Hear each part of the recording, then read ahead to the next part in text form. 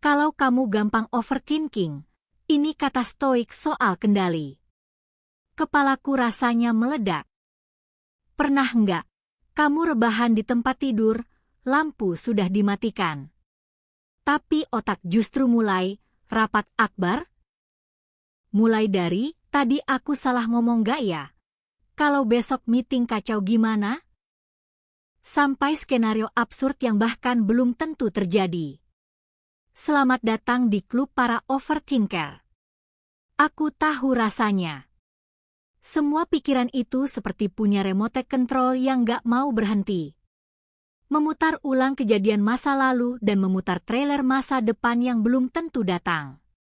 Sampai suatu hari, aku membaca sebuah kalimat dari filsafat stoik yang menghentak seperti alarm subuh.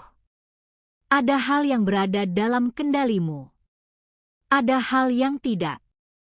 Bijaklah membedakannya. Epictetus. Dan di situ, aku mulai paham.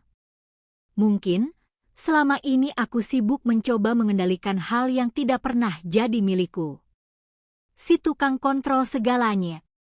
Beberapa tahun lalu, aku tipe orang yang pengen semuanya perfect.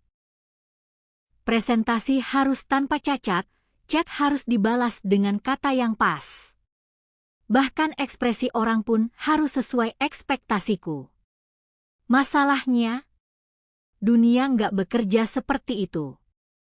Ada hari di mana rekan kerja salah paham. Ada proyek yang tiba-tiba batal. Ada orang yang hilang kabar tanpa penjelasan. Aku frustasi. Marah. Merasa gagal. Tapi setelah belajar prinsip stoik, aku menemukan peta jalan sederhana untuk waras. 1. Pisahkan antara dalam kendali dan di luar kendali. Dalam kendali, pikiran, sikap, usaha, respon kita. Di luar kendali, opini orang, cuaca, masa lalu, hasil akhir. 2. Fokus pada apa yang bisa dikerjakan sekarang. Kalau bisa diubah, kerjakan. Kalau nggak bisa, lepaskan. 3. Latih diri untuk menerima realitas, bukan melawannya. Bukan berarti pasrah, tapi menerima fakta agar energi kita bisa dipakai untuk hal yang berguna. Mengapa stoik ampuh menghadapi overthinking? Overthinking itu sering muncul karena kita merasa semuanya harus sesuai rencana. Filosofi stoik memotong lingkaran itu. Kamu nggak bisa mengatur ombak, tapi bisa belajar berselancar. Kamu nggak bisa memaksa orang suka, tapi bisa mengatur bagaimana kamu bersikap.